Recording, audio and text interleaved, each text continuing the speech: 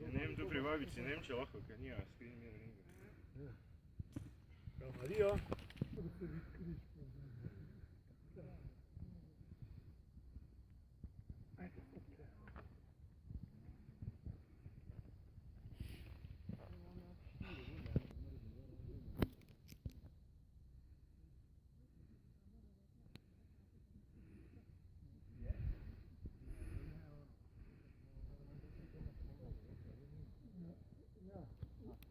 Ja, zdaj pa